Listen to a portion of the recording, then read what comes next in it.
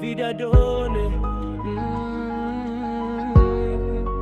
vida dona.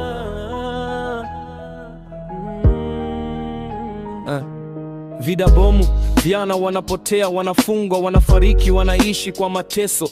Mola bariki kizazi hiki kisije kikapotea zaidi. Machozi yananitoka, ninakumbuka ndugu zangu, marafiki waliopotea wakiwa bado wana ndoto.